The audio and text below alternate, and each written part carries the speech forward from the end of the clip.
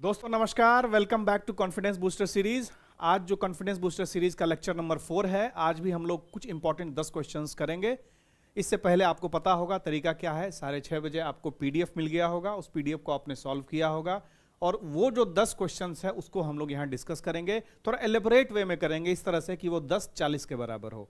इससे पहले जो आप देखिए 30 क्वेश्चन कर चुके हैं, आज चौथा दिन है तो 30 क्वेश्चन आप ऑलरेडी कर चुके हैं। इस तरह से धीरे धीरे करके आप देखेंगे कि in the next 10 to 15 days major portion जो प्रीवियस ईयर का क्वेश्चन है उससे काफी सवाल हो चुके रहेंगे। आज का जो लेक्चर है, लेक्चर नंबर 4 जो है, ये टोटली पीवाईक्यू बेस्ड है, नॉट बीपीएससी का जो अभी तक का कांस्टेंट पीवाईक्यू हो वहां से, बल्कि अभी रिसेंट में जो एग्जामिनेशन हुआ, जैसे मिनरल डेवलपमेंट ऑफिसर का है, एमवीआई का है ना, डीएसओ का पेपर हुआ है और भी 2-3 पेपर हुए हैं, लॉ ऑफिसर, ये सब का।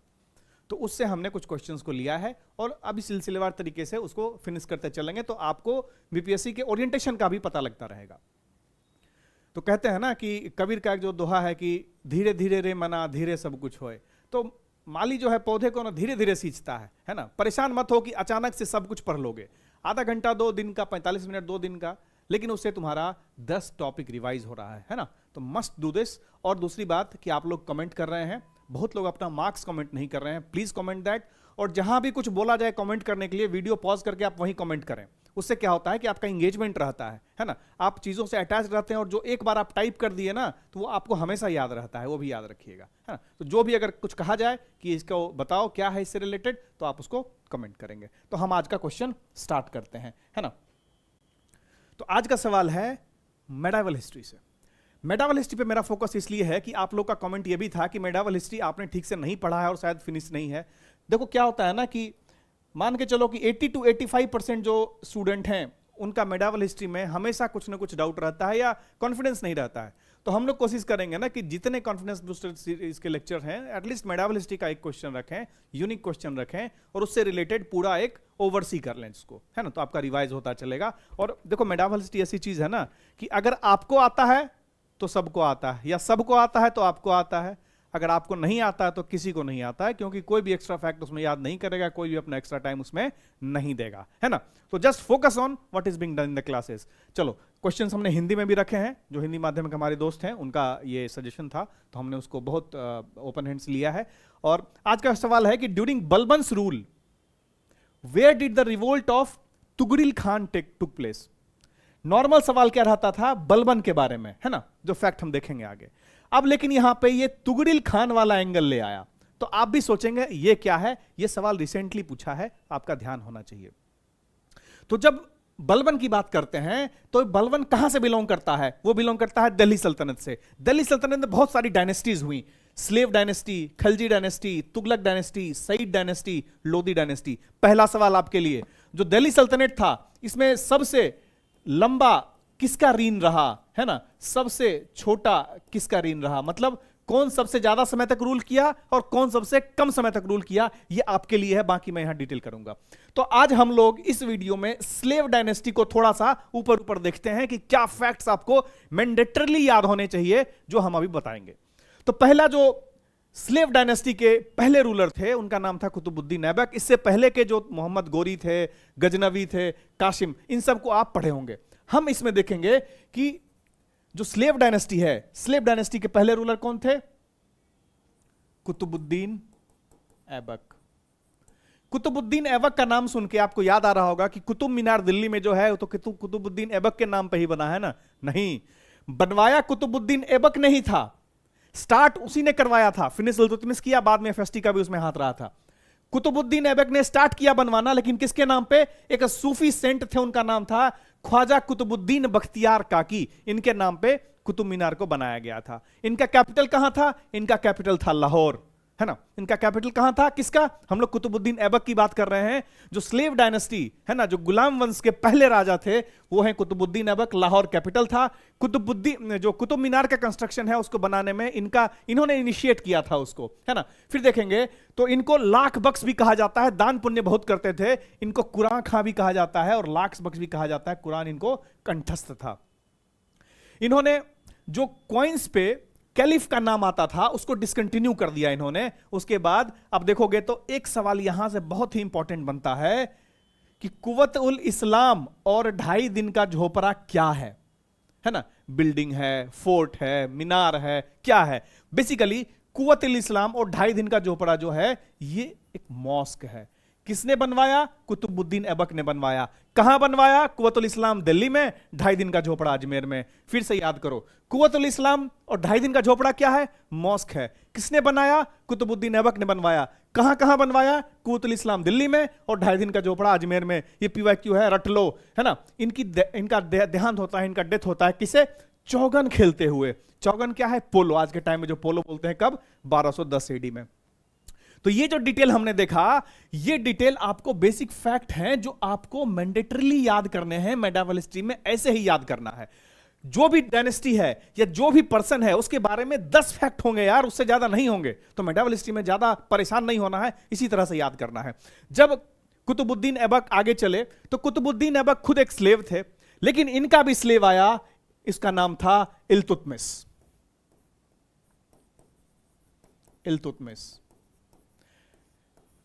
इल्तुतमिश बहुत ही एबल राजा था। उसने सबसे पहले क्या किया कि लाहौर में क्या है, अफगान से बहुत तंग होता रहता था वो। सबसे पहला काम उसने क्या किया कि अपना कैपिटल जो है उसने दिल्ली शिफ्ट किया लाहौर से।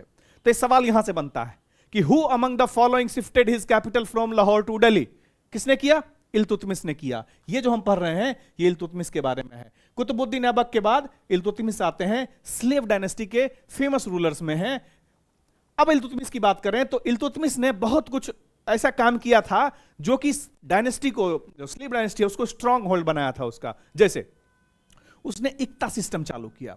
उसने क्या किया कि चहलगनी बनाई, तुर्क ने चहलगनी बनाई, मतलब 40 लोगों के गवर्नेंस के लिए एक टीम बनाई। उसको बोलते हैं तुर्क ने चहलगनी या चलीसा। सवाल आता है कि चलीसा किसने स्टार्ट किया? स्टार्ट किसने किया? स्टार्ट इल्तुतमिश ने किया। किस डायनेस्टी में स्टार्ट हुआ? स्लेव डायनेस्टी में। भले स्लेव डायनेस्टी में ही बंद हो गया जो बल बनाया तो, लेकिन स्टार्ट किसने किया? इल्तुतमिश ने किया। अच्छा, इल्तुतमिश जो थे इनको एक और नाम से जाना जाता है। इनको कहा जाता है कि इल्बारी ट्राइब से बिलोंग करते थे, तो कभी कभी इल्बारी डायनेस्टी भी कहा जाता है ना? तो इल्तुतमिश को कौन से डायनेस्टी से बिलोंग करते थे या कौन से ट्राइब से थे? इल्बारी ट्राइब से थे। इल्बारी ट्राइब जो है टर्क है ना? टर्किश है। ये सिल्वर कॉइन इशू करते हैं जिसका नाम है टंका, और कॉपर कॉइन इशू करते हैं जिसका नाम है जितल। यहां से भी सवाल बनता है, दोनों को एक्सचेंज कर देता है। कॉपर टंका, सिल्वर जितल नहीं। सिल्वर है तो टंका होगा, कॉपर है तो जितल होगा, है ना? मतलब सिल्वर की टंकी आपने बनाई। इल्तुतमिश को इस तरह से याद कर सकते हो। तो उन्होंने सिल्वर कॉइन इशू किया जिसको टंका बोलते हैं, कॉपर कॉइन इशू किया जिसको जितल बोलते हैं। इसके अलावा इनका और क्या फैक्ट है? इनके अलावा देखोगे तो जो इक्ता सिस्टम है इन्होंने स्टार्ट किया। तो कुतुबुद्दीन ऐबक से इनका क्या बेसिकली रिलेशन था? तो ग्वालियर के इक्तादार इनको बनाया गया था। किसने बनाया था? कुतुबुद्दीन ऐबक ने बनाया था। इन्हीं के टाइम पे एक किताब लिखी गई तबाकत नासिरी, जिसके थे मिनहाज उस सिराज राइटर थे। तो यहां से एक और अलग सवाल बनता है कि तबाकत नासिरी किसने लिखी? मिनहाज उस सिराज ने लिखी। तो मिनहाज उस सिराज किसके पैटर्न में थे, या इनको पैटर्न कौन कर रहे थे? इल्तुतमिश कर रहे थे, है ना? जब इल्तुतमिश आया था, बिहार के मेडावल हिस्ट्री में आपने पढ़ा होगा, तो मलिक जानी जो था ये सूबेदार था बिहार का। किसके टाइम पे? इल्तुतमिश के टाइम पे। इल्तुतमिश का एक बेटा था जिसको इन्होंने शायद नुसरत खान, आप कमेंट करिए इल्तुतमिश का कौन, इनका सक्सेसर कौन था इल्तुतमिश का? बेसिकली ये बनाना चाहते थे अपनी बेटी रजिया सुल्तान को। इससे पहले कोई एक बना, फिर रजिया सुल्तान बनी थी। तो एक और इंपॉर्टेंट क्वेश्चन आता है कि जब मंगोल का इन्वेजन हुआ था, मंगोल एम्पायर था, उसका जब इन्वेजन हुआ था तो वो सरहद तक आ गया था इंडिया के। तब इन्होंने क्या किया था कि जो गेंगिस खान या कि उनका जो इन्वेजन था, वो जो आना चाहते थे इंडिया में, उसको रोकने का काम किसने किया था? इल्तुतमिश ने किया था। कैसे किया था? इनके यहां जो आके छुपा था, उनको कहा इन्होंने, भाई देखो तुमको हम छुपने नहीं देंगे। जिसके पीछे लगा हुआ था गेंगिस खान, हम तुमको छुपने नहीं देंगे, तुम चले जाओ। तो वो जो मंगोल अटैक था वो रुक गया, नहीं तो बर्बाद कर देता इंडिया को। तो इल्तुतमिश के बारे में हमने इतना देखा। फिर अब देखो, इल्तुतमिश के बाद आती है रजिया सुल्तान। तो रजिया सुल्तान जो थी वो she was the first female ruler और ओनली फीमेल मुस्लिम रूलर जो मेडावल इंडिया में हुई थी। इनका नाम था रजिया सुल्तान। ठीक है, जहां से सवाल पूछता है उतना ही चीज हम लोग कर रहे हैं। उसके बाद आते हैं हमारे आज के हीरो बलबन, जिनके बारे में क्वेश्चन पूछा गया। तो बलबन जो थे उनका नाम उलुग खान था। पूछा जाता है कि ब्लड एंड आयरन पॉलिसी किसने लाई, तो बलबन ने ब्लड एंड आयरन पॉलिसी लाई। तुर्कने चहलगनी किसने लाई थी, इल्तुतमिश लाया था तुर्के चहलगनी। बंद कौन किया, बलबन बंद किया, है ना। एक नौरोज एक पर्शियन फेस्टिवल था जिसको अडॉप्ट किया था बलबन ने। इसी के साथ ये सजदा और पाइबोस को भी लाता है। सजदा मतलब उसके सामने झुकना। क्या होता है, राजा जब बड़ा होता है ना, जो उसको लगने लगता है कि हम ब्रह्मास्मि, तो सामने वाले को झुकाएगा, पैर पे झुकाएगा, उसको वो करवाएगा अपने सामने, उसी को सजदा और पाइबोस बोलते हैं। तो बलबन जो था ना, वो अपने आप को फ्री करना चाह रहा था clutches of sultan, caliph, all that. तो उसके लिए सजदा और पाइबोस को स्टार्ट किया, है ना। नार्सिज्म बोलते हैं, नार्सिस्ट लोग जो होते हैं वो जनरली ऐसा ऐसा चीज करते हैं, तो वो भी, बलबन भी उन्हीं में से एक था। फिर देखोगे तो इनको जिल्ले इलाही भी कहा जाता है। दीवाने विजारत इन्हीं के टाइम पे दीवाने अर्ज से सेपरेट हुआ, यानी कि फाइनेंशियल एडमिनिस्ट्रेशन मिलिट्री एडमिनिस्ट्रेशन से सेपरेट हुआ। थोड़ा बोरिंग लग रहा होगा, लेकिन क्या करोगे, है ना, मेडावल हिस्ट्री है थोड़ा सा। अब हमारे लिए इंपॉर्टेंट क्या है कि देखो, जैसे जैसे एम्पायर बना था, तो एम्पायर के बाद वो अपना एक्सपेंशन करता है। जब एक्सपेंशन की मोड इसमें था, जब एक्सपेंशन मोड में था, तो उसमें अपना एक उसका नवाब होता है, या कहें तो उसका एक रीजेंट होता है, तुगरिल खान। तुगरिल खान को उसने बंगाल भेजा, लेकिन तुगरिल खान अपने दिमाग से ही तरकीब निकाला, वो मतलब एक रेबल साबित हुआ, वो रिबिलियन कर दिया बलबन से, है ना। तो जो तुगरिल खान था, ये कहां का था रीजेंट, ये बंगाल का रीजेंट था। यही सवाल आपसे पूछ रहा है, जो कि बाद में क्या करता है, रिवोल्ट कर देता है। जो कि बाद में क्या करता है, रिवोल्ट कर देता है। अगला सवाल देखते हैं। पंचपटमाली माइन किस चीज से एसोसिएटेड है, किस मिनरल से एसोसिएटेड है। पंचपटमाली माइन जो है कौन से मिनरल से एसोसिएटेड है। आपका ऑप्शन है माइका, आपका ऑप्शन है बॉक्साइट, कॉपर और मैंगनीज, ठीक है। तो सबसे पहले अगर बॉक्साइट की बात करें, तो बॉक्साइट किस चीज का ओर है, बॉक्साइट जो है वो एल्यूमिनियम का ओर है। बॉक्साइट किसका ओर है, एल्यूमिनियम का ओर है। बॉक्साइट का उत्पादन देखें तो ओडिशा सबसे ज्यादा करता है। Around 52% of the bauxite production, bauxite का रिजर्व जो है वो ओडिशा के पास है ना। हम लोग रिजर्व की बात कर रहे हैं, अब कमेंट में गाली मत देना। आंध्र प्रदेश ओडिशा के बाद, गुजरात उसके बाद, है ना। जो हिंडाल्को है रेणुकूट में, सबसे बड़ा एल्यूमिनियम प्लांट है। ये क्या करता है, ये क्या करता है कि बॉक्साइट ओर जो है, बॉक्साइट ओर जो है यहां से एल्यूमिनियम बनाता है। कौन बनाता है, हिंडाल्को बनाता है। कहां है, रेणुकूट उत्तर प्रदेश में। इंपॉर्टेंट सवाल हो सकता है इस तरह का सवाल, इंडस्ट्री से रिलेटेड बीपीएससी पूछता भी है। बॉक्साइट की तरह अगर हम माइका की बात करें, तो माइका का जो लार्जेस्ट रिजर्व है वो आंध्र प्रदेश में मिलता है। और बिहार झारखंड की बात करें तो जो कोडरमा, गया और हजारीबाग वाला बेल्ट है, वहां पे सबसे ज्यादा माइका मिलता है। और इस रीजन को माइका कैपिटल भी बोला जाता था, या बोला जाता भी है ना। कौन सा, कोडरमा, गया और हजारीबाग वाला बेल्ट। अब देखते हैं अगला सवाल। Which of the following is a plant hormone. जो हार्मोन्स है, यहां से हमेशा सवाल पूछे जाते हैं, चाहे वो ह्यूमन से रिलेटेड हो या प्लांट से रिलेटेड हो, है ना। तो कौन सा एक इसमें प्लांट हार्मोन है, आपके पास ऑप्शन है एस्ट्रोजन, थायरोक्सिन, साइटोकिनिन और इंसुलिन, है ना। आप मुझे बताएंगे कमेंट बॉक्स में, अभी बताएंगे, वीडियो को पॉज करके बताएंगे कि थायरोक्सिन जो है वो कौन सा ग्लैंड रिलीज करता है, इंसुलिन जो है वो कौन रिलीज करता है, और इसका फंक्शन क्या है। आप हमको कमेंट करेंगे। क्या कमेंट करेंगे, थायरोक्सिन कौन से ग्लैंड से रिलीज होता है, इंसुलिन कौन रिलीज करता है, और इसका फंक्शन क्या है ना। अब आपने कमेंट कर दिया है, अब इसका आंसर बताओ, which of the following is a plant hormone, है ना। तो आपको इसके बारे में अच्छे से कंठस्थ होना चाहिए। पहले आते हैं प्लांट हार्मोन पे, फिर जाएंगे एनिमल या ह्यूमन हार्मोन पे। जब प्लांट हार्मोन की बात करें तो हम लोग दो तीन चीज का नाम आता है, ऑक्सिन, जिब्रेलिनिस, साइटोकिनिन, इथिलीन और एब्सिक एसिड, है ना। Auxin, gibberellins, cytokinin, ethylene, abscisic acid. फिर से देखो, ऑक्सिन, जिब्रेलिन, साइटोकिनिन, इथिलीन और एब्सिक एसिड। फिर से देखो, auxin, gibberellin, cytokinin, ethylene, abscisic acid. ये पांच जो हैं, ये क्या है, ये प्लांट हार्मोन है। इन सब का एक एक क्रिटिकल फंक्शन होता है। जैसे ऑक्सिन, ऑक्सिन को देखोगे तो इसको तुमको मैच ऑफ द फॉलोइंग में देगा, एपिकल डोमिनेंस से तुम इसको मैच करोगे, है ना। अगर जिब्रेलिन्स का देगा तो इसमें देखो देगा stem elongation and seed germination, है ना, या फिर फ्रूट इनलार्जमेंट से देगा।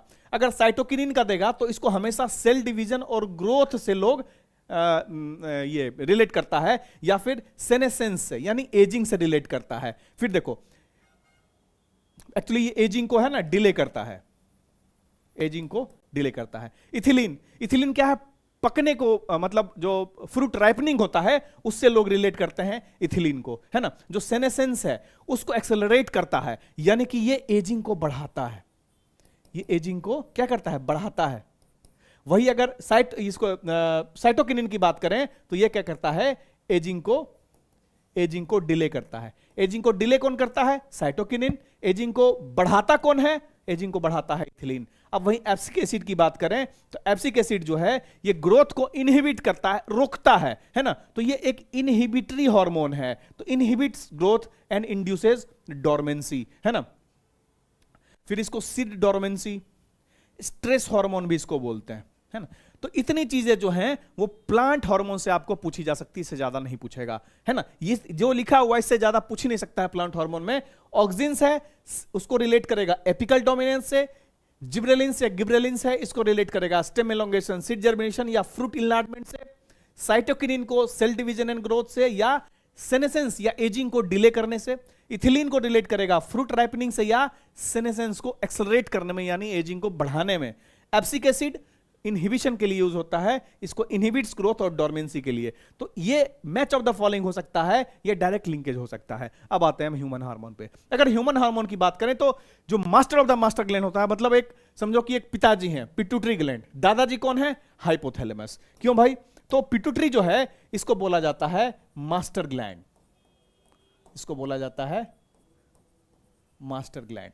जो हाइपोथैलेमस है इसको बोला जाता है master of the master gland, master of the master gland, है ना। तो पिट्यूटरी ग्लैंड की एक्टिविटी को भी कंट्रोल करने का काम कौन करता है, हाइपोथैलेमस करता है। हाइपोथैलेमस का दूसरा काम क्या होता है, बॉडी के टेम्परेचर को मेंटेन करता है ना, एक थर्मोस्टेट की तरह बिहेव करता है। फिर अगर देखो पिट्यूटरी ग्लैंड की तो जो भी मेजर हार्मोन्स निकलते हैं जैसे एफएसएच है, एलएच है, ऑक्सीटोसिन है, वेसोप्रेसिन है, ये सब जो कहां से निकलते हैं, पिट्यूटरी ग्लैंड से निकलते हैं।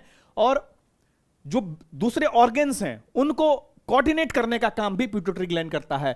अब देखो जो तुम्हारा सोने जागने का साइकिल होगा, है ना, जिसको सर्कैडियन रिदम बोलते हैं, कि रात में अगर 3 बजे सोए हैं तो सुबह में 7 बजे अपने आप नींद खुल जाएगा, है ना, क्योंकि 7 बजे उठने की आदत है। तो वो कौन कंट्रोल करता है, वो पीनियल ग्लैंड कंट्रोल करता है। इसीलिए इसको ये क्या प्रोड्यूस करता है, ये प्रोड्यूस करता है मेलाटोनिन। जो मेलाटोनिन प्रोड्यूस करता है इससे तुम्हारा क्या होता है, सर्कैडियन रिदम कंट्रोल होता है, मतलब तुम कब जागोगे, कब सोओगे, कब नींद आएगी तुमको, है ना, वो सब कंट्रोल होता है पीनियल ग्लैंड से। फिर देखोगे तो यहां पे थायराइड ग्लैंड बहुत इंपॉर्टेंट है। यहां से पूछा जाता है कि थायराइड ग्लैंड का इंपॉर्टेंस क्या है या थायराइड ग्लैंड कहां पे इन्वॉल्व रहता है। तो ये मेटाबॉलिक प्रोसेस जो है उसको कंट्रोल करता है कौन, थायराइड ग्लैंड, है ना। कौन सा हार्मोन इशू करता है वो आप कमेंट बॉक्स में बताएंगे, है ना, कौन सा हार्मोन इशू करता है या कौन सा हार्मोन रिलीज करता है। ये ऑलरेडी मैंने सवाल पूछा हुआ, ये उसका उलट है, रिवर्स है। अब देखो अड्रेनल ग्लैंड है, कभी कभी तुमको स्ट्रेस होता है, पसीना आता है, तो वो जो कोर्टिसोल है वो रिलीज करता है एड्रेनल ग्लैंड, है ना। तो स्ट्रेस रिस्पॉन्सेस को जवाब देने का काम बॉडी किस तरह से जवाब देगी, वो काम है एड्रेनल ग्लैंड का। फिर देखोगे तो पैंक्रियाज क्या प्रोड्यूस करता है, इंसुलिन प्रोड्यूस करता है। इंसुलिन के साथ इंसुलिन क्या करता है, आपके ब्लड शुगर को कम करेगा, लेकिन अगर ब्लड शुगर कम है तो उसको बढ़ाने का काम कौन करेगा, ग्लूकाजेन करेगा। ये भी कौन प्रोड्यूस करता है, पैंक्रियाज करता है। फिर देखो थाइमस जो है वो टी सेल डेवलपमेंट और इम्यूनिटी में हेल्प करता है। तो इतना जो है तुम्हारे एग्जाम में पूछता, बेसिकली जो पूछता है पिट्यूटरी पूछता है, पीनियल पूछता है, हाइपोथैलेमस, थायराइड को सिर्फ मेटाबॉलिज्म से रिलेट करो, एड्रेनल ग्लैंड, है ना, और गोनैड्स। गोनैड्स कभी कभार पूछता है क्योंकि इससे जो एंड्रोजन है, एस्ट्रोजन और प्रोजेस्टेरोन है, ये तीनों हार्मोन आपको पता होगा कि रिप्रोडक्टिव सिस्टम में हेल्प करता है ना। तो उसके बाद से इसमें ज्यादा और कुछ इंपॉर्टेंट नहीं है, ये दोनों पढ़ लोगे तो आपका हार्मोन खत्म हो जाएगा। Coming to the next question, अगला सवाल है ज्योग्राफी से। ये है Moho discontinuity marks the boundary between 2 layers of the earth. अब अर्थ देखोगे तो काफी लेयर्स में है, आपको तो सामने फ्लैट दिखता है, मिट्टी दिखती है, लेकिन इसके अंदर काफी लेयर्स हैं। उन लेयर्स के बीच में एक लेयर खत्म हुआ, दूसरा लेयर शुरू हुआ, तो उसके बीच में जो एक मार्किंग है, जो बाउंड्री है, उसको डिसकंटिन्यूटी बोलते हैं। तो जो मोहो डिसकंटिन्यूटी के बारे में बात की गई है, ये मोहो डिसकंटिन्यूटी किसको किसको सेपरेट करता है ना। तो थोड़ा सा देखो इसमें, ये जो है अपना अर्थ है। इसमें डिफरेंट अलग अलग लेयर्स हैं। ये जो तुम्हारा है ये कंप्लीट कोर है, मतलब ये पोर्शन जो है ये कोर हो गया। मेंटल इतना है, अपर मेंटल और लोअर मेंटल, मतलब इतना जो है तुम्हारा मेंटल हो गया। फिर इतना क्या हो गया, क्रस्ट हो गया। क्रस्ट में भी दो पार्ट है जिसको कॉनरैड डिसकंटिन्यूटी सेपरेट करता है। तो अपने पास तीन लेयर, कौन कौन सा, क्रस्ट,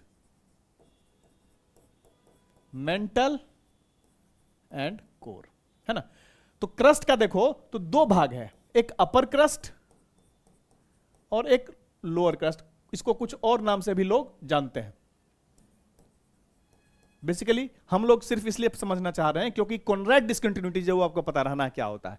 तो जो अपर क्रस्ट है और लोअर क्रस्ट है उसके बीच में है कॉनरैड डिसकंटिन्यूटी। ये देखो, ये देखो, है ना। तो ये जो अपर क्रस्ट है ये वाला पार्ट, और ये जो नीचे वाला है इसके बीच में है ना, ये नीचे वाला पार्ट है, ये ऊपर वाला पार्ट है पूरा। तो इसके बीच में क्या है, कॉनरैड डिसकंटिन्यूटी है। इसके बाद जब मेंटल वाला पोर्शन आएगा, जब मेंटल वाला पोर्शन आएगा, इतना यहां से मेंटल शुरू हो गया,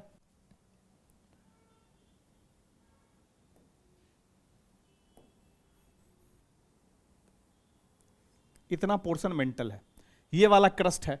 तो इसके बीच में जो लेयर बनेगा, इसके बीच में जो सेपरेटर बनेगा या बाउंड्री बनेगी, है ना, तो उसको बोलते हैं मोहोवेरिक डिसकंटिन्यूटी, है ना। मोहोवेरिक डिसकंटिन्यूटी किसको सेपरेट करता है, ये जो आपका क्रस्ट है ना, क्रस्ट वाला पोर्शन और अपर मेंटल, इसको अपर मेंटल बोलते हैं, इसको लोअर मेंटल बोलते हैं। ये लोअर मेंटल है, ये अपर मेंटल है। इस दोनों को सेपरेट कौन करता है, रेपिथिक डिसकंटिन्यूटी। रेपिथिक डिसकंटिन्यूटी दो मेंटल को ही सेपरेट करता है। क्रस्ट और मेंटल को सेपरेट करें देखें तो मोहोवेरिक डिसकंटिन्यूटी है। जनरली यही पूछा भी जाता है ना, और एक कोर वाला पूछता है। तो अब देखो यहां तक मेंटल हो गया, इसके बाद ये वाला पोर्शन तो कोर है। अब जब कोर है तो मेंटल और कोर को कौन सेपरेट करता है, गुटेनबर्ग डिसकंटिन्यूटी। गुटेनबर्ग डिसकंटिन्यूटी किसको सेपरेट करता है, मेंटल को, यानी मेंटल ऊपर वाला है, नीचे वाला कोर है, यहां पे गुटेनबर्ग है। अब कोर के अंदर आ गए तो आउटर कोर है ये, और ये इनर कोर है। इन दोनों को सेपरेट करेगा लेहमान डिसकंटिन्यूटी। तो ये एक बाउंड्री है ना, कैसे डुरंड लाइन है ना, उस तरह का लाइन है ये, रेडक्लिफ लाइन है, वैसे ही ये डिसकंटिन्यूटी है, ये लाइन है ना, एक वर्चुअल चीजें हैं जो जिससे हम समझते हैं अर्थ क्रस्ट को।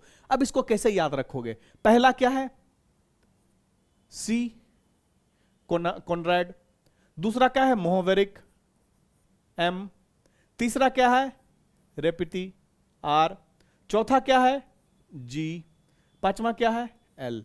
इसको याद कर लो, CMRGL। जब भी डिसकंटिन्यूटी का है ना तो CMRGL करके याद कर लो। अब CMRGL तो याद हो गया, ये कैसे याद होगा कि कौन किसको सेपरेट करता है, राइट। तो ये CMRGL तो पहले याद कर लो। अब देखो कॉनरैड है। अब कॉनरैड क्या कर रहा था, क्रस्ट में जो इंटरनल डिवीजन है उसको सेपरेट कर रहा था। तो मेजर डिवीजन जो सेपरेट करता है, जैसे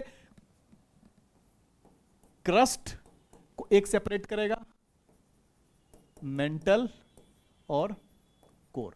पहले इस दोनों को याद कर लो। तो ये दोनों कौन है, ये है एक मोहोवेरिक, एक है गुटेनबर्ग, है ना, मोहोवेरिक और गुटेनबर्ग। अब जो बचा ऊपर वाला हो गया, है ना, सी, तो सी, एम के ऊपर सी, आर, इसके बीच में आर हो जाएगा और नीचे एल हो जाएगा। बेसिकली जो तुमको याद करना है, टेक्निक समझ में आ रहा होगा, मैं फिर से रिपीट कर दूंगा कि तुम क्रस्ट, मेंटल और कोर के बीच में जो सेपरेशन है उसको याद कर लो। क्रस्ट और मेंटल के बीच में है मोहोवेरिक, मेंटल और कोर के बीच में है गुटेनबर्ग। ये दोनों याद कर लिए। तुम याद है तुमको CMRGL, अब इसमें बिठा दो CMRGL। तो बीच वाला जो होगा वो क्रस्ट को, एक तो क्रस्ट को सॉरी जो मेंटल है उसको बीच में डिवाइड कर रहा होगा, फिर इधर वाला कोर के बीच में आ रहा होगा। तो इस तरह से तुम याद कर सकते हो। तो कॉनरैड जो है अपर और लोअर कॉन्टिनेंटल क्रस्ट, मोहोवेरिक यानी मोहो डिसकंटिन्यूटी, क्रस्ट और mantle, Repetti upper and lower mantle, Gutenberg mantle and outer core, Lehmann outer and inner core. Basically तुमको मोहोवेरिक और गुटेनबर्ग पे ध्यान देना है, बाकी सब एडजस्ट हो जाएगा उसी के अकॉर्डिंग, है ना। तो आपको आंसर मिल गया होगा, आंसर हम लोग लास्ट में देखेंगे। चलो next question. Next question is related to modern history. Famous Komagata Maru incident कौन सी कंट्री से रिलेटेड है? ये सवाल बीपीएससी का पीवाईक्यू है ना? जितना सवाल पूछा जा रहा है बीपीएससी का पीवाईक्यू है, तो यू मस्ट अटेम्प्ट दिस, और इससे रिलेटेड जो भी थीम है वो आपको प्रिपेयर करने हैं, क्योंकि यही जो कोमागाता मारू इंसिडेंट है ना, जो भी टॉपिक हम लोग देखेंगे है ना, उससे सवाल 100% पूछा जाएगा। अब कोमागाता मारू इंसिडेंट के बारे में आपको पता होना चाहिए, ये रिसेंटली न्यूज में भी था, क्योंकि जो कोमागाता मारू शिप है आपने पढ़ा होगा, कब? 1913 की बात है, ये 1913 की बात है। क्या हुआ था, एक गुरदीत सिंह थे सिंगापुर के बहुत बड़े बिजनेसमैन। उस समय साउथ ईस्ट एशिया और एशिया के लोगों को काफी प्रताड़ित किया जाता था। कनाडा में एक रूल लाया गया कि आप तभी आ सकते हो हमारे पोर्ट पे जब आप डायरेक्ट शिप से आओ यहां पे। तो यहां से डायरेक्ट शिप कोई कनाडा नहीं जाता था, इतना लंबा जर्नी, इतना लंबा वॉयज करता नहीं था। तो लोग क्या करते थे, वहां से सिंगापुर चले गए, यहां से हांगकांग चले गए, और वहां से फिर नजदीक पड़ता था कनाडा जाते थे। तो ये जो शिप है कोमागाता मारू है, इसमें भी जो सिख लोग थे, और बेसिकली जाते क्यों थे, तो उस समय भारत की जो इकोनॉमिक कंडीशन थी काफी डाउनग्रेड चल रही थी, लोगों को खाने के लिए पैसे नहीं बचे थे, है ना। तो जो अपना नॉर्थ वेस्ट वाला इलाका है वो पूरा एकदम परेशान था, तो वहां से लोग काफी माइग्रेट कर रहे थे। पंजाब से लोग आज भी देखो कनाडा जाते हैं, उसी का रिपल इफेक्ट है सब। तो जो यहां से लोग माइग्रेट करते थे, तो इन पे काफी रेशियल अत्याचार होता था। उसको रोकने के लिए, है ना, उसके अगेंस्ट आवाज उठाने के लिए एक गुरदीत सिंह आए। तो गुरदीत सिंह क्या किए, इन सबको इकट्ठा करके बोले चलो अपना लाइवलीहुड इंप्रूव करना, या कुछ पैसा कमाने जा रहे होंगे कोमागाता मारू शिप पे। जब ये पहुंचते हैं वैनकूवर पोर्ट पे, तो इनको उतरने नहीं दिया जाता है और इनको वापस भेज दिया जाता है। कुछ दिन वेट करा के, मोर देन 20-30 डेज कुछ था, मुझे एग्जैक्ट ये नहीं है, इसको वापस इनको भेज दिया जाता है कलकत्ता। कलकत्ता के पोर्ट पे जब अंग्रेजों को लगता है कि उतर के ये लोग वायलेंट हो जाएंगे, तो उन्होंने फिर इन पे वायलेंट एक्शन लिया, तो उसमें कई लोगों की मौत भी हुई थी। तो यही पूरी स्टोरी है कोमागाता मारू की। जो कोमागाता मारू है, इस शिप का नाम गुरु नानक जहाज करने की मांग हो रही है। यहां से पहला सवाल तो ये बना, है ना, गुरु नानक जहाज का मतलब, उसको जो कोमागाता मारू शिप है उसको गुरु नानक जहाज हिस्ट्री में चेंज करने की बात हो रही है। अच्छा, जो कोमागाता मारू इंसिडेंट हुआ था, है ना, उसके लिए कमिटी बनाई गई थी, शोर कमिटी। किससे रिलेटेड है? कोमागाता मारू इंसिडेंट से है। कब बनी थी? 1914 में, है ना। कब बनी थी? 1914 में। कौन सी कमिटी है? शोर कमिटी है ना। तो इससे रिलेटेड उनका नाम क्या था? उनका नाम था गुरदीत सिंह। गुरदीत सिंह। जब यह कोमागाता मारू इंसिडेंट होता है, तो आप याद करो उस समय काफी वैकेंट था, मतलब पूरा पॉलिटिकल माहौल जो था वैकेंट था। आइदर लोग जेल भेजे जा चुके थे, इंडिया से बाहर भेजे जा चुके थे, तो एक पॉलिटिकल वैक्यूम था। उस पॉलिटिकल वैक्यूम को भरने के लिए जो रेवोल्यूशनरीज आते हैं, है ना, बहुत जगह रेवोल्यूशनरी टेररिज्म यूज होता है, जो कि एकदम से गलत है ना। तो नेशनलिज्म होना चाहिए वहां, रेवोल्यूशनरी नेशनलिज्म। जो रेवोल्यूशनरी नेशनलिज्म हो रहा था उस टाइम पे, वो काफी पेस पकड़ रहा था। तो इंडिया के बाहर एक गदर रेवोल्यूशन पेस पकड़ता है। ये जो गदर रेवोल्यूशन पेस पकड़ता है, इनका मेन ऑब्जेक्टिव यही था कि ब्रिटिश एम्पायर को उखाड़ फेंकना है। कैसे? वायलेंट से, वायलेंट तरीके से, गोली बंदूक से, है ना, धरना देकर नहीं, प्रदर्शन करके। सबका अपना तरीका होता है, नॉट टू बी सरकास्ट। तो रेवोल्यूशनरी और आर्म्ड रेवोल्यूशन में इनका बिलीफ था। किनका? जो भी गदर रेवोल्यूशन से रिलेटेड थे। कब फॉर्मेशन हुआ था? 1913 में फॉर्मेशन हुआ था। कहां फॉर्मेशन हुआ था? सैन फ्रांसिस्को में हुआ था। ये कहां है ना, इसका नाम देखो, है ना। अच्छा, एक पैसिफिक रेवोल्यूशनरी ऑर्गेनाइजेशन, कुछ पैसिफिक रेवोल्यूशनरी ऑर्गेनाइजेशन इसका नाम था। अगर आपको पता होगा तो इसको भी कमेंट करना, है ना। इंपॉर्टेंट नहीं है, इसके लिए मैंने उसको नहीं लिखा। 1913 में सैन फ्रांसिस्को में इसका एस्टैब्लिशमेंट होता है। सैन फ्रांसिस्को जो है वो यूनाइटेड स्टेट्स ऑफ अमेरिका में है। कौन थे इनके साथ? मेन लीडर कौन थे? लाला हरदयाल और सोहन सिंह भाखना। सोहन सिंह भाखना जो थे वो क्या थे? वो प्रेसिडेंट थे, और लाला हरदयाल जो थे वो इसके सेक्रेटरी थे। ऑल्दो ये गदर रेवोल्यूशन ज्यादा दिन चला नहीं, फेल हो गया, लेकिन इसका बहुत ज्यादा इंपैक्ट पड़ा था। इनकी इन्वॉल्वमेंट हिंदू जर्मन कॉन्स्पिरेसी में भी थी, जिसमें ये आर्म्स, है ना, स्मगल वगैरह कर रहे थे। चूंकि आर्म्स पहुंचाना था, इनका ऑब्जेक्टिव भी था आर्म्ड स्ट्रगल ब्रिटिश के अगेंस्ट करना, है ना। अब इन लोगों को जो पकड़ा गया, इन लोगों को जब अरेस्ट किया गया, तो कौन सी कॉन्स्पिरेसी चलाई गई? इन पे लाहौर कॉन्स्पिरेसी केस चलाई गई, है ना। यही सब हो रहा था। गदर रेवोल्यूशन आया, तभी आप देखोगे इंडिया का जो आया था डिफेंस ऑफ इंडिया एक्ट आया था, है ना। इन्हीं को रोकने के लिए बहुत सारे एनार्किकल चीजें लाई गई थी उसमें, है ना। तो कोमागाता मारू इंसिडेंट किस चीज से रिलेटेड है और कौन सी कंट्री से रिलेटेड है? आंसर मिल गया होगा, इसका जवाब हम लोग लास्ट में देखेंगे। अगला क्वेश्चन, ये भी मॉडर्न हिस्ट्री का है। इसमें 4 आपके टॉपिक तो थीम तो ऐसे ही डिवाइड हो जाएंगे, उससे रिलेटेड जो भी है वो आपको पढ़ना पड़ेगा, क्योंकि हर चीज मैं यहां पे इतने जल्दी में नहीं बता सकता। चलो, 1945 में एक रिवोल्ट हुआ था रॉयल इंडियन नेवी में, ठीक है, क्या ये सही है? यहां पे टाइमिंग की बात है ना, तो ये गलत है। ये कब हुआ था? 1946 में हुआ था, जब नेवल रेटिंग्स ने सबने क्या किया था? रिवोल्ट कर दिया था, रिबल बन गए थे, रेबिलियन कर दिया था अंग्रेजों के खिलाफ कि हमें पे ठीक से नहीं मिलता है, हमारे संसाधन हमारे पास नहीं रहते हैं, जो ब्रिटिश ऑफिसर से और इंडियन ऑफिसर से उनको अलग तरह से ट्रीट किया जाता है। इस तरह से रिबिलियन हुआ था रॉयल इंडियन नेवी में। कब हुआ था? 1946 में हुआ था। बेसिकली ये इंडियन नेशनल आर्मी जो था सुभाष चंद्र बोस वाला, उससे काफी ज्यादा ये थे, इन्फ्लुएंस थे और चढ़ गए अंग्रेजों पे। Muslim League appeal to the Muslims for direct action day.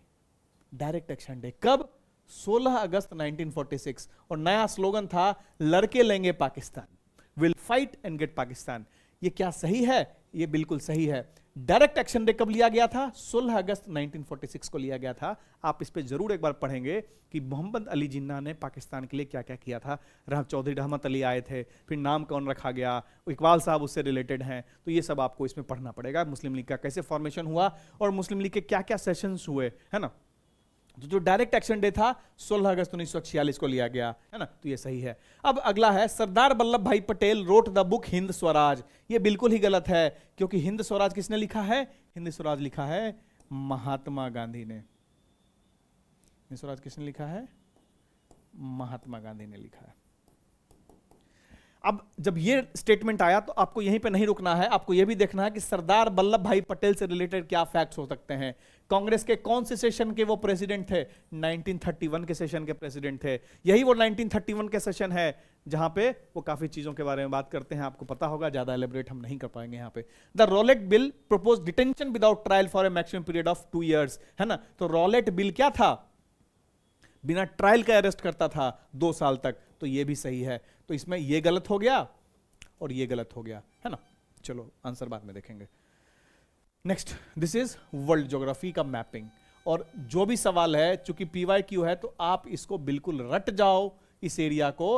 World geography के मैपिंग में तुम गौर करोगे जब भी, तो BPSC बहुत फोकस करता है साउथ ईस्ट एशिया का, south east Asia, west Asia, इन दोनों का मैप जो है आपको एकदम कंठस्थ होना चाहिए, है ना। जावा सुमात्रा कहाँ, इंडोनेशिया कहाँ है, बोर्नियो कहाँ है। फिर वेस्ट एशिया में देखोगे तो जो जितने गल्फ है, जितने स्टेट्स हैं, पनामा कैनाल कहाँ है, सॉरी सुएज कैनाल कहाँ है, वो सब आपको, पनामा तो नीचे सेंट्रल अमेरिका के पास। State of Malacca lies between Malaysia and Sumatra. क्या ये सही है गलत है, वो हम लोग को चेक करना है। फिर पूछा है मकासर स्ट्रेट के बारे में, है ना। Makassar straight, straight of Malacca, है ना। स्ट्रेट ऑफ सुंडा कितनी बार पूछ चुका है। स्ट्रेट ऑफ मेसिना, 4 स्टेट्स के बारे में पूछा है। इससे आपको यह पता लगता है कि जितने भी स्ट्रेट्स हैं आपको एक बार रिवाइज जरूर कर लेना है। फिलहाल मैं इन 4 स्टेट्स के बारे में बताऊंगा, लेकिन आपको सारे स्टेट्स जो हैं इनको रिवाइज करना है। कैसे? मैप पे डाल के या फिर एटलस से, है ना। ये PYQ है, इसलिए मैंने इसको इतना पे इस पे जोड़ दे रहा हूं कि इसको पढ़ना है आपको। जो स्टेट ऑफ मलक्का है वो किसके किसके बीच में है? तो सबसे पहला स्टेट ऑफ मलक्का को देखो। मैप्स जो हैं जस्ट इंडिकेटिव मैप है ना। अब ये मत कमेंट करना कि सर ये नहीं दिख रहा, उसमें वो गलत है, वो गलत है। This map is just for illustration purpose, आपको समझाने के लिए। स्टेट ऑफ मलक्का देखो कहां पे है। ये जो है स्टेट ऑफ मलक्का है, ये स्टेट ऑफ मलक्का है ना। ये स्टेट ऑफ मलक्का है। यहां पे स्टेट ऑफ मलक्का किसके बीच का रास्ता है? अंडमान सी और साउथ चाइना सी। कोई भी शिप जो है वो अंडमान सी से साउथ चाइना सी इधर से ही जाता है शॉर्टेस्ट रूट के लिए, नहीं तो इनको पूरा घूमना पड़ेगा ऐसे करके फिर, है ना। यहाँ पे बड़े आइलैंड्स नहीं है, है ना, जाने का रास्ता नहीं है, इतना घूमना पड़ेगा। इसको कम करने के लिए वो क्या करते हैं, यहाँ से डायरेक्ट रूट लेते हैं यहाँ पे। तो स्ट्रेट ऑफ मलक्का जो है स्ट्रेटेजिक पॉइंट ऑफ व्यू से काफी इंपॉर्टेंट है। अगर चाइना को कंटिन्यूस सप्लाई चाहिए या ये जो रीजन में जो भी कंट्रीज हैं उनको सप्लाई चाहिए तो उनके लिए, तो वर्ल्ड सप्लाई लाइन है स्ट्रेट ऑफ मलक्का से। और हमारा इसीलिए अंडमान सी काफी इंपॉर्टेंट है। हमारा जो अंडमान निकोबार आइलैंड्स है हमारे स्ट्रेटेजिक पॉइंट ऑफ व्यू से देखोगे तो काफी इंपॉर्टेंट है। तो to be precise, state of Malacca कहां पे है? स्टेट ऑफ मलक्का आप देख रहे हो मलेशिया, सुमात्रा, है ना। क्वेश्चन क्या है? मलेशिया और सुमात्रा, मतलब ये सही है ना। मलेशिया, इंडोनेशिया, इसका आइलैंड जो है सुमात्रा। अब देखो आगे, मकसर स्ट्रेट, थोड़ा पेशेंस रखो यहां पे। मकसर स्ट्रेट, हम लोग फिर से यही एरिया देख रहे हैं, ये साउथ ईस्ट एशिया है। हमने अभी इंडोनेशिया देखा था, है ना, ये पूरा इंडोनेशिया है, इसमें ब्रूनी आइलैंड ये है, थाईलैंड, कंबोडिया, ऑस्ट्रेलिया नीचे है। अब इसमें अब पूछ रहा है मकसर स्ट्रेट, ये रहा मकसर स्ट्रेट। ये मकसर स्ट्रेट जो है इंडोनेशिया और सुलावेसी आइलैंड के बीच में है। इंडोनेशिया और कौन सा आइलैंड? सुलावेसी। इसको अगर इस मैप पे देखोगे, है ना, ये इंडोनेशिया है पूरा और सुलावेसी, मतलब ये वाला पोर्शन और ये वाला, ये जो है ये कौन सा स्टेट है? ये आपका है मकसर स्टेट, है ना, याद रखना मकसर स्टेट। जितनी बार देखोगे रिवाइज करोगे उतना ये सब याद रहेगा, एक बार में याद नहीं रहने वाला है। तो मकसर स्टेट कहां मिल गया हमको? इंडोनेशिया और सुलावेसी। कभी कभी यहां पर तुमको कलिमस्तान भी दे देगा, ईस्ट कलिमस्तान, या तुमको दे देगा नुसंतारा के पास, अभी कैपिटल चेंज हुआ था, वो सब, है ना। तो इसमें कंफ्यूज नहीं होना, थोड़ा बहुत जो इंपॉर्टेंट चीजें हैं उसको देख लेना। अब आगे चलते हैं आगे। नेक्स्ट जो है वो सुंडा स्टेट के बारे में है, कई बार पूछ चुका है हम लोग। बेसिकली अब देखो ये वाला एरिया देख रहे हैं, बेसिकली ये वाला एरिया देख रहे हैं, यहां पे जावा है और ये सुमात्रा है। इस जावा और सुमात्रा के बीच में क्या है? सुंडा स्ट्रेट। तो आपको क्या करना है? आपके लिए होमवर्क क्या है? आपके लिए होमवर्क है कि साउथ ईस्ट एशिया में जितने भी स्ट्रेट हैं, इनको तो सबसे प्रायोरिटी पे आपको करना है। उसके अलावे जितने भी स्ट्रेट्स हैं वर्ल्ड में, उनको तो 100% करना है ना, 100% करना है। साउथ ईस्ट एशिया वाले को प्राइमेसी में करना है, इसको थोड़ा इंपॉर्टेंट तरीके से करना है, साउथ ईस्ट एशिया वाला और स्टेट बाकी करना है। तो सुंडा स्टेट कहां है? जावा और सुमात्रा के बीच में। अब ये आते हैं स्ट्रेट ऑफ मेसिना।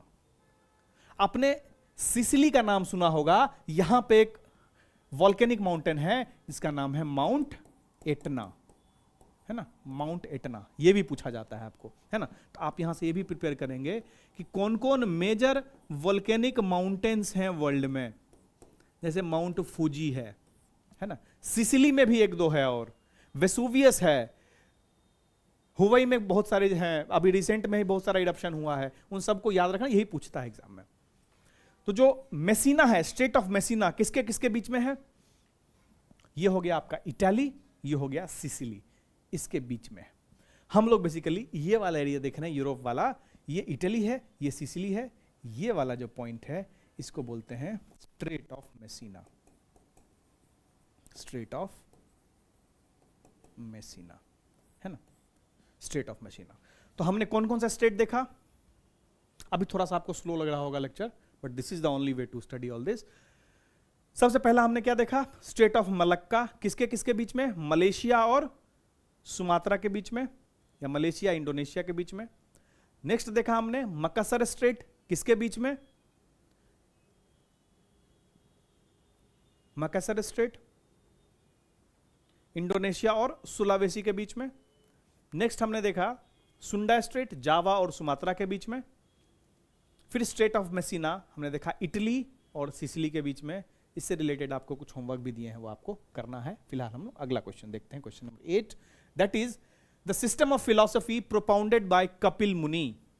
कपिल मुनि ने कौन सी फिलॉसफी प्रोपाउंड की थी?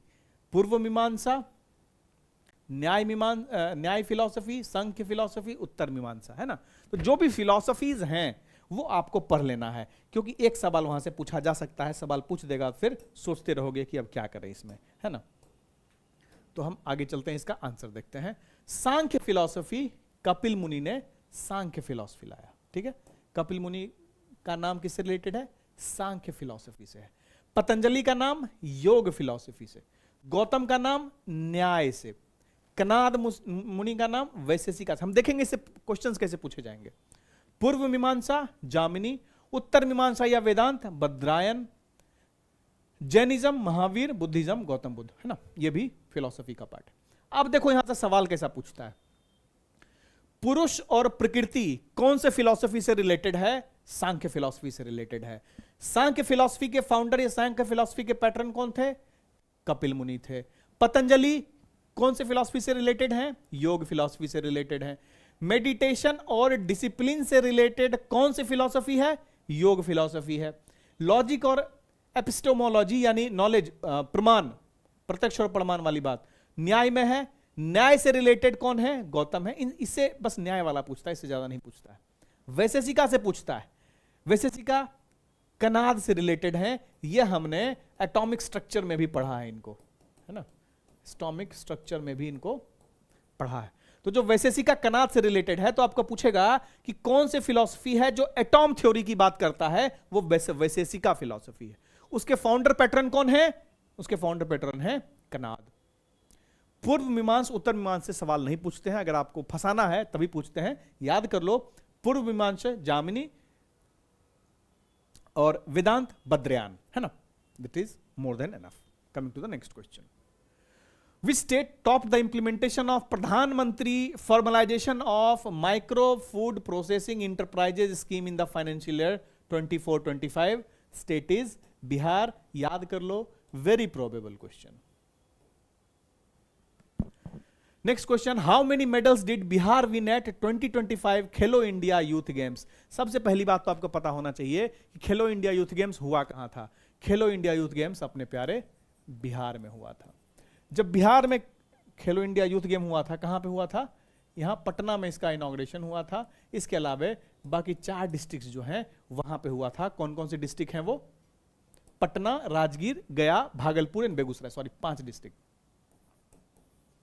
पटना, राजगीर, गया, भागलपुर और बेगूसराय। इसके साथ न्यू दिल्ली में भी शूटिंग, जिम्नास्टिक और ट्रैक साइकिलिंग इवेंट हुआ। अच्छा, ये जो खेलो इंडिया यूथ गेम्स हुआ था 2025 वाला, ये कौन सा एडिशन था? ये 17वां एडिशन था। कब से कब तक हुआ? 4 से 15 मई तक हुआ। मैस्कॉट क्या था? गज सिम्हा। इसका मैस्कॉट क्या था? गज सिम्हा, है ना, जो एलिफेंट और लायन के पावर को इंटीग्रेट करता है, गज सिम्हा, है ना। मैस्कॉट कौन था खेलो इंडिया का? गज सिम्हा। लोगों का इंस्पिरेशन कहां से है? एक सवाल यहां से बन सकता है। देखो, सवाल जो पॉपुलर टॉपिक्स होते हैं वहां से तो पूछता ही है, उससे थोड़ा सा एक लेवल अंदर चला जाता है। जैसे लोगो है इसका, है ना, तो लोगो क्या बताता है? It is inspired from the rich cultural heritage of Bihar and the colours of the colour orange and depicts enthusiasm and nature, है ना। लोगो क्या सिग्निफाई करता है? किसका? खेलो इंडिया का, है ना। This is important for you. अब यहां पे एक और चीज है कि जो खेलो इंडिया यूथ गेम्स हुआ, इसमें सबसे ज्यादा मेडल किसको आए? सबसे ज्यादा मेडल आए महाराष्ट्र को। कितने मेडल्स आए महाराष्ट्र को? टोटल 158 मेडल्स आए। दूसरा नाम किसका है? दूसरा नाम है हरियाणा का। दूसरा नंबर है हरियाणा का। तो ये बताओ कि अपना बिहार कितने नंबर पे है? बिहार का स्थान है 15th। कितने मेडल मिले? 36 मेडल मिले। अब इसमें गोल्ड, सिल्वर, ब्रॉन्ज कितना मिला वो समझोगे तो 7, 11 और 18, है ना। 7 गोल्ड, 11 सिल्वर, 18 ब्रॉन्ज मिला है। ये किसका है? बिहार का परफॉर्मेंस है। किसमें? खेलो इंडिया यूथ गेम्स 2025 में। ये है आपका होमवर्क क्वेश्चन, जिसको आपको मैंडेटरली कमेंट करना है अपने मार्क्स के साथ। आज सेशन अच्छा लगा होगा, काफी चीजें आपको सीखने को मिली, लेकिन आज थोड़ा हमारा फोकस था हिस्ट्री की तरफ ज्यादा, है ना, क्योंकि बच्चे बहुत डर रहे हैं, कमेंट से पता लग रहा है। चलो, Ghadar party was formed in Boston. Ghadar newspaper में यह चीज लिखा हुआ था, है ना। कब फॉर्म हुआ था ये आपको ऑलरेडी वीडियो में बताया हुआ है। इसका आंसर आप जरूर कमेंट करेंगे, है ना, जरूर से कमेंट करेंगे। और जो भी टॉपिक पढ़ाया गया उसको आप वापस से जाके अपने नोट से रिवाइज करेंगे। अब एक एक करके आंसर देख लेते हैं। तो खेलो इंडिया यूथ गेम्स में बिहार को कितने मेडल मिले? 36। Which state top the implementation of Pradhanmantri formalisation of micro food processing enterprises? Bihar. Kapil Muni की कौन सी फिलॉसफी है? कपिल मुनि की देखो कौन सी फिलॉसफी है? सांख्य। ठीक है। अब आपको पूछेगा एटॉम थ्योरी किससे रिलेटेड है? वैशेषिका से। Which of the following is not correct, है ना। देखो यहां पे state of Malacca, Malaysia, Sumatra ठीक था। स्टेट ऑफ सुंडा भी ठीक था, ये भी ठीक था। बोर्नियो और न्यूजीलैंड के बीच में लिखा हुआ है मकसर स्ट्रेट, लेकिन ये कहां पे है? बोर्नियो और न्यूजीलैंड के बीच में नहीं, मकसर, हाँ, ये बोर्नियो और सुलावेसी के बीच में है। न्यूजीलैंड तो यहां पे आ जाएगा फिर, है ना, इस तरफ आ जाएगा, ये यहीं पे है, यही है सुलावेसी। न्यूजीलैंड तो काफी इधर आ जाएगा फिर, है ना, ये वाला एरिया।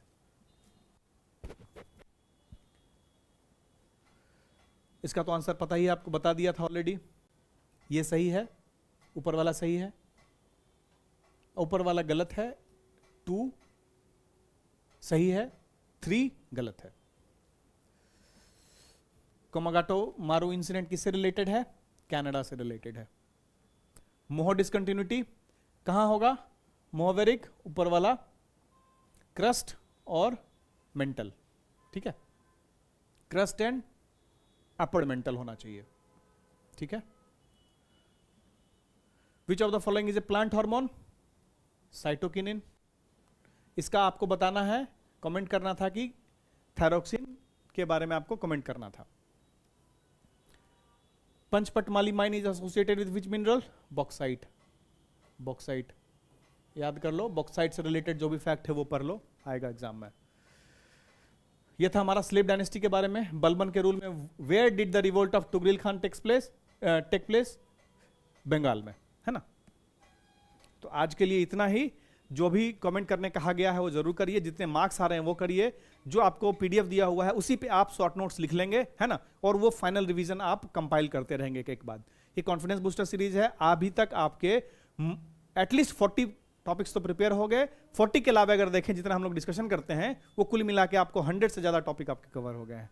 तो प्लीज फॉलो दिस रिगरसली, है ना, this is going to help you in the examination. Bye bye.